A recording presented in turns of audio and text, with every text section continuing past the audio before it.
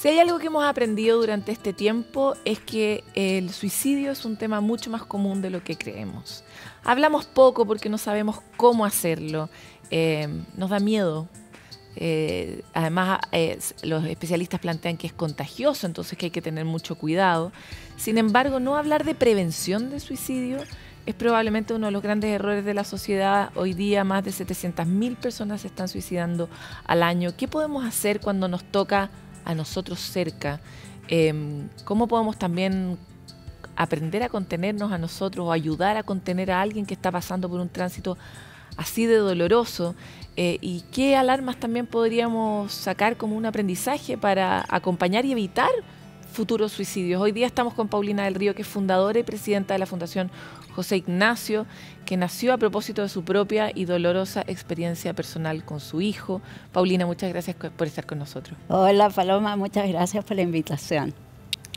Siempre cuando hago entrevistas sobre suicidio, Paulina, temo mucho cometer errores en la forma y en el fondo, así que parto pidiendo disculpas si lo hago, pero la idea es justamente visibilizar este tema, imaginar de qué manera uno puede encontrar herramientas en la mitad del dolor para poder superar una situación de suicidio. En tu caso fue de tu hijo, ¿verdad? Exacto. Eso yo ya lo miro con la perspectiva del tiempo y de mucho trabajo personal y grupal, ¿no? Hace 17 años y medio de la muerte de José Ignacio, de su suicidio.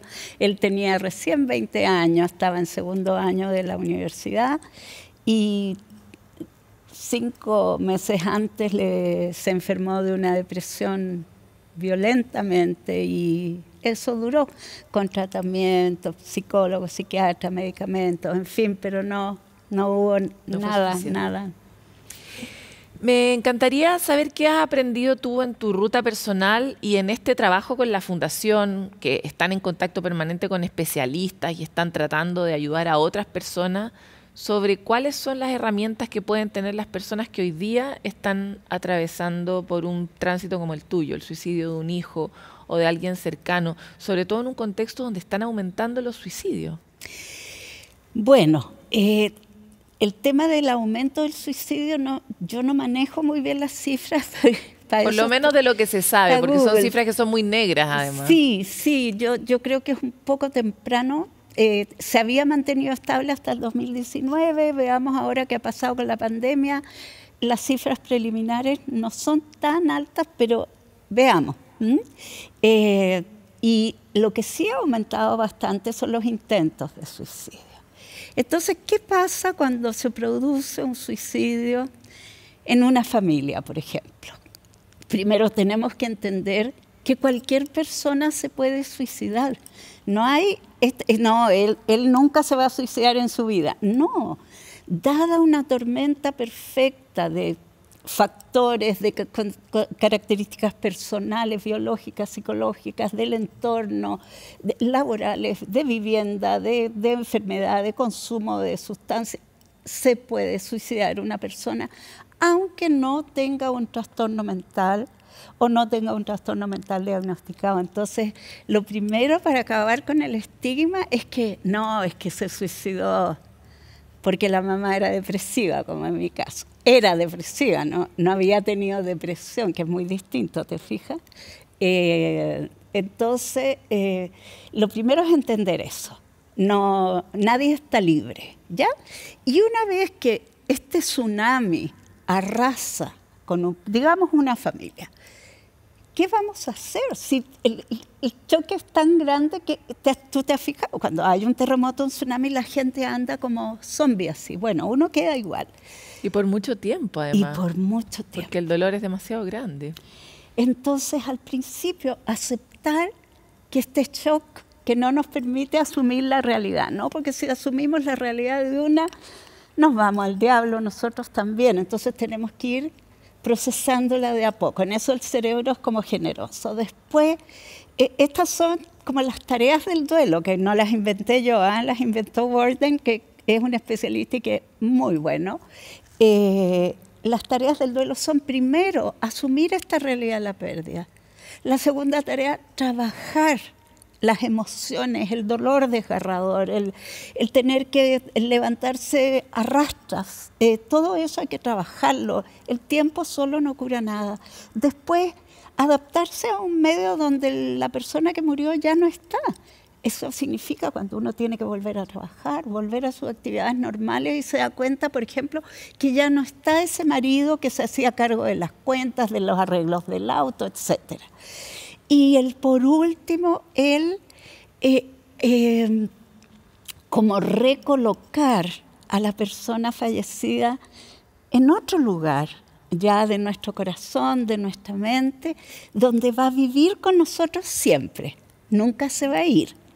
Pero nosotros poder volver a vivir, dejar de ser sobrevivientes y empezar a ser vivientes. Y ese es un camino que puede ser más o menos largo según la historia y las características, ¿no?, de cada persona. Pero ¿qué cosas sí ayudan a que las personas puedan dar ese paso? Porque, claro, cada uno tiene su historia, cada uno tiene sus herramientas, el tipo de dolor va a ser muy determinante, pero ¿qué herramientas tal vez del entorno pueden colaborar a que uno pueda dar ese paso de mejor manera? Lo primero que tenemos que pedirle a las personas cercanas es que entiendan que el doliente ha sufrido un trauma brutal, porque toda muerte por suicidio es un trauma, es traumática, aunque uno lo esperara, aunque le hubieran dicho, esta persona ya es una depresión tan grande o tiene un trastorno afectivo bipolar y va a intentar de nuevo suicidarse, no importa, uno nunca piensa que lo va a hacer de verdad. Cuando realmente esto sucede, como es tan traumático, aceptar que la persona no funciona en la misma sintonía que antes. Entonces, encargarse, por ejemplo, de las tareas domésticas, ni siquiera preguntar, encargarse de los niños que quedan tan abandonados cuando, por ejemplo, se pierde un hijo. Estoy hablando de mi experiencia. Los otros hijos, ¿quién los atiende emocionalmente si los padres están destruidos? Entonces, ojalá las tías, las madrinas, los vecinos puedan ayudar a estos niños o jóvenes que están tan solos, preocuparse de ir a buscarlos al colegio, que si necesitan cosas, pues preocuparse de hacerle las compras, pero sobre todo, sin ser invasivo, respetando siempre el derecho del otro a la privacidad, porque muchas veces uno quiere estar sola. Escuchar, conversar de la persona que se fue, puede haber sido el marido, puede haber sido el papá, puede haber sido una hermana, conversar de esa persona, acordarse de cosas simpáticas y no importa si lloran. Honrarla a través de los recuerdos. Exacto, porque es muy lindo para uno saber que otras personas lo quisieron, lo pasaron bien. Celebrar la vida también, ¿no? Exacto, y reírse con las tonteras que a mí, los amigos de mi hijo fueron un pilar, contándonos las tonteras que hacían en el colegio, que nosotros no teníamos idea.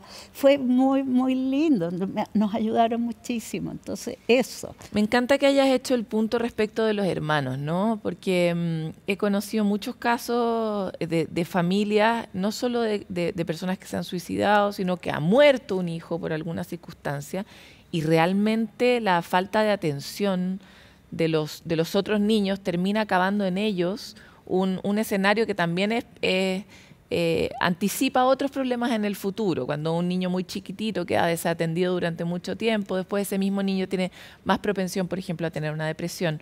Entonces, por un lado, ¿cómo fue tu experiencia? Y por otro lado, ¿qué has aprendido de lo que uno puede hacer para, en la catástrofe, tender puentes a los niños que los ayuden de alguna manera, ¿no? Para nosotros, bueno, yo creo que lo que uno puede hacer del entorno, como digo, es preocuparse de los niños no solo en lo práctico, también preocuparse que dibujen si son chiquititos y que vayan contando lo que ven en sus dibujos, o que conversen, sacarlos a tomar un helado y que conversen, en fin. Para nosotros la experiencia fue en la parte buena, que nunca escondimos esto. Desde el minuto 1, José Ignacio se suicidó, lo supo su hermano de 11 años y su hermano de 17 años, y toda la familia y todos los amigos, nunca se ocultó Eso no se oculta porque tarde o temprano va a salir a la luz y va a ser nuevo más dolor, traumático. obvio. Y los niños son muy astutos. Y yo creo que lo que ayudó fue cuando, por ejemplo, fuimos a la playa una vez o fuimos a un paseo. Esas cosas ayudaron para distraernos. Pero esos fueron puntos así que hubo dentro de esta tragedia que había en la casa y que seguía la vida, pero de repente cualquier cosa gatillaba un dolor gigantesco. Y aparte es muy fuerte esa sensación de saber que la vida ya no es la misma y sin embargo ver que la vida es la misma. Es atroz. O sea, es una insolencia de la realidad. Tú lo has dicho, mirar por la ventana y la gente va a trabajar. ¿Cómo se les ocurre si mi hijo se murió? Es terrible. ¿Qué les pasa? Algo que se me quedó en el tintero es aceptar todas las emociones en los niños y en uno mismo. Aceptar todas las emociones. Los niños pueden tener rabia, pueden meterse para adentro, pueden tener mucha pena, problemas de la alimentación, del sueño, de esfínteres cuando son muy chiquititos. En fin, todo eso uno tiene que aceptarlo. O sea, ayudarles a los niños a contactarse con sus emociones, porque es la única manera y entender de que son síntomas de lo mismo, ¿no? salgan lo más sanos posible de este proceso. Me parece muy interesante el punto que haces sobre la comunidad, Paulina, porque parte yo diría que si hoy pudiera decir cuál es la aspirina de la salud emocional de los humanos, son los vínculos. Exacto. Los vínculos, la comunidad, el amor, incentivar eso. ¿Cómo ves tú que nuestra sociedad está atenta de eso? ¿Y de qué manera tal vez tu fundación ayuda o promueve que esto ocurra? Miremos para el lado, ¿no? Mirémonos a nosotros mismos. Agresividad, falta de empatía. En algún momento, yo que ya tengo mis años, en algún momento ese tejido social, esa red comunitaria se rompió. Y yo veo que no ha sido posible repararla. Entonces, ¿qué hacemos en la fundación? Y trabajamos con otras fundaciones también. ¿Qué hemos hecho?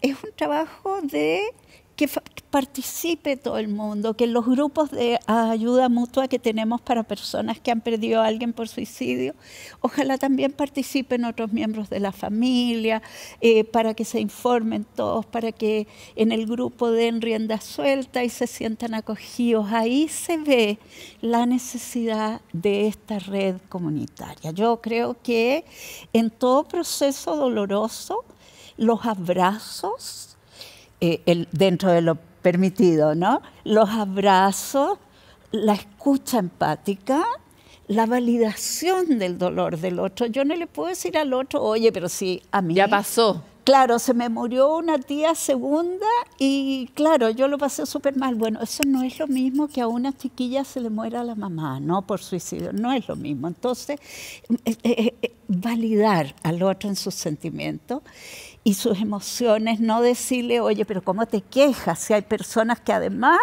no tienen que comer? No, el dolor de la persona que sí tiene que comer es tan válido como el otro.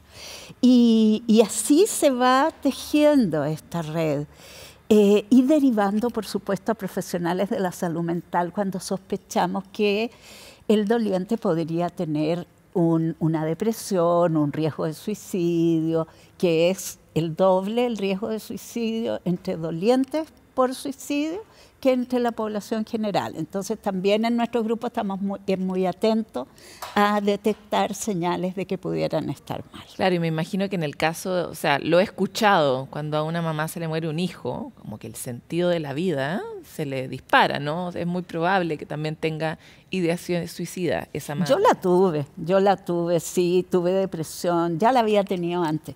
Tuve depresión, tuve ideación suicida. Es muy importante que hablemos de esto. ¿Cómo salí de eso? Con mucho trabajo profesional y personal. O sea, tenía los medios para tener atención psicológica, psiquiátrica, pero también yo mirando para atrás, después de más de 17 años, como que ahora que yo vivo como muy en paz, ¿no? Como que me felicito, porque yo estaba tan mal en esa época y sin embargo, con todo ese trabajo, recogiéndome con cucharita, logré salir adelante. Uno se pone compasiva con uno en el tiempo, ¿no? Sí, y lo conversamos en nuestro grupo siempre, siempre. Sean más compasivos con ustedes. Uno es más compasivo con el perrito de la calle que con uno mismo. Sí. Empecemos a ser compasivos con nosotros mismos. Hoy miro para atrás y digo, pucha, todo lo que me pasó, estoy aquí y estoy feliz, vivo en paz. No vivo en la euforia, vivo en paz. Y eso es lo más lindo que puede haber en el mundo. Paulina, se nos acaba el tiempo, lo cual es terrible, pero también es una oportunidad también para quienes tienen y para quienes no tienen los recursos. ¿Cuál es la invitación que tú haces desde la misma fundación? Hace poco acá tuvimos también a Alberto Larraín, que contó sobre esta especie de coalición. Exacto, que se está articulando en distintas fundaciones que trabajan el suicidio desde distintas perspectivas. ¿Cuál es el mensaje para quien está viviendo por un proceso como el que viviste tú o está viviendo una situación de riesgo de suicidio cercano, etcétera, ¿no? Toda esa población, o alguien que está pensándolo, ¿no? ¿Cuál es la invitación que harías tú? Porque la sensación a veces es de mucho desamparo, sobre todo cuando no se tienen los recursos además. Entonces, y el sistema está sobrecargado demasiado. Cuando uno lo está pensando, yo sé que es difícil, yo he estado ahí, pero hay que pedir ayuda.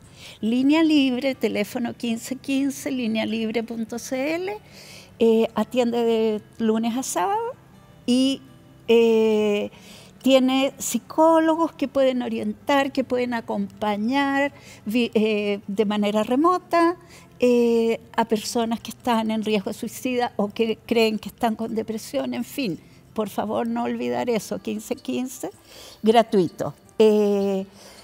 Después, una familia que ve que hay alguien, un miembro de la familia, lo encuentra que está mal.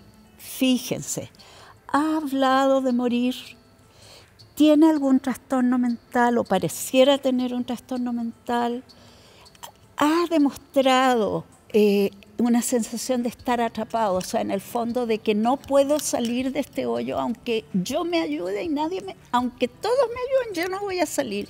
Ese es un signo muy importante. El aislamiento, el haber tenido intentos de suicidio previo, el fácil acceso a métodos letales. Todas esas cosas tenemos que tener en cuenta, que se aísla, que cambió, que ahora llora mucho, antes no, que ahora come como loco y antes no comía nada, o viceversa, no duerme y antes dormía, viceversa también. Todas esas señales nos tienen que poner en alerta y significa que podemos buscar ayuda. Tenemos que consultar a Salud Responde. Yo recomiendo hacerlo por la página web más que por el teléfono y dan hora generalmente para el día siguiente también. Orientación, acompañamiento y de ahí derivación al sistema público con mayor facilidad. Recomiendo, como digo, Salud Responde también en este caso.